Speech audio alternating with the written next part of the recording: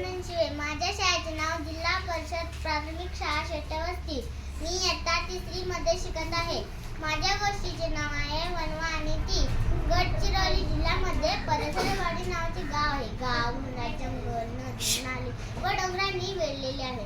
परसरवाडीत पारू नावाची एक मुलगी राहत होती. ती खूप खोडकर होती.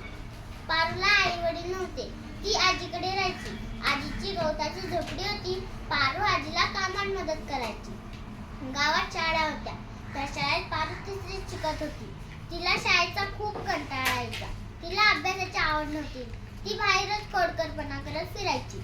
एका रात्री पारूला गावाबाहेर जंगलात वनवा पेटवलेला दिसला. लांबून त्याचा प्रकाश सुंदर दिसत होता. सर्व पशु पक्षी जीवाच्या अगंताने सैरावैरा पळत होते. अंधारातून लांबून सुंदर दिसणारा वनवा किती भयंकर आहे हे ती प्रत्यक्ष अनुभव होती. तेवढ्यात पारूला एक पक्षी दिसला. वाळलेले झाड तो धडक घालत होता. तिथे पक्षाचे घरटे होते. पक्षी आग विझवण्यासाठी धडपडत होते असे तिला वाटले. ती गावाकडे पळत होती. लोकांना मदतीसाठी बोलावले.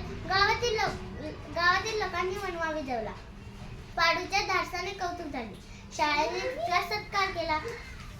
पारूचे मन अगदी समाधानाने भरून आले. सर्वांनी टाळ्या वाजवल्या. पारूला खूप आनंद झाला.